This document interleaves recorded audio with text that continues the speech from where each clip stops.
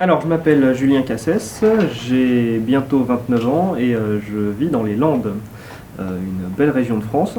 Et donc, je suis peintre de figurines depuis maintenant à peu près une dizaine d'années.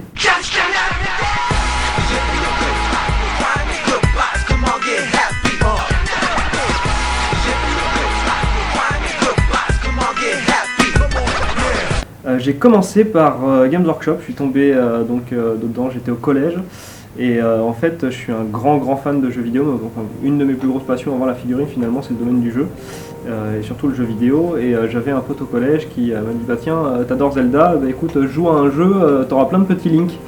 Et donc, en fait, il m'a montré ça. C'était les elfes Sylvain de chez Games Workshop. Et puis là, je suis tombé dedans et c'était terminé. Et donc là, pour la Petite Crusade, donc j'ai réalisé une pièce spécifiquement donc, qui s'appelle The Guardian. Qui est donc un Wolfen, enfin un dévoreur de la gamme Rackham, plus une autre figurine réalisée par un sculpteur qui s'appelle Poupée Canop.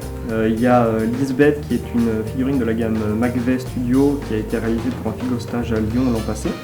Il y a aussi une assassine qui a été peinte pour Warforge, qui est une gamme de figurines fantastiques. Il y a aussi Bismuth, qui est une figurine de la gamme de Blacksmith Miniature qui a été réalisée là pour un stage particulier. Et il y a un Archon Eldar, qui est une figurine de la gamme Games Workshop, qui a aussi été réalisée dans le cadre d'un stage pour un élève particulier. Alors, en tant que tel, je ne le considérerais pas comme un art, mais on peut en faire quelque chose d'artistique. C'est-à-dire que la figurine en elle-même, si on fait de la figurine pour du jeu, de l'armée, etc., il n'y a aucune recherche artistique derrière, il n'y a pas de démarche. Maintenant, quand on réalise des figurines, rien n'empêche d'avoir une démarche justement artistique et d'avoir une réflexion sur ce qu'on veut réaliser. C'est ce que j'essaye de faire de temps en temps sur certaines pièces, par exemple sur The Guardian, là où j'ai essayé d'imaginer en fait le gardien d'une mère nature, donc qui représente tout simplement mère nature, Mother Earth, et sur une terre dévastée avec un crâne humain qui représente en fait notre propre déclin. Donc on peut avoir des réflexions comme ça, et on peut dénoncer des choses avec la figurine.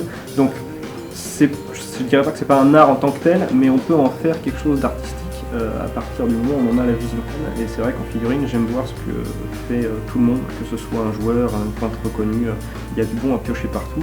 Mais c'est vrai qu'il y a des artistes qui reviennent, Alan Carrasco pour sa sculpture, Rémi Tremblay aussi. Enfin bon voilà, là je vais commencer à détailler, je pourrais durer des heures, mais donc il faut regarder dans le domaine de la figurine, mais pas que.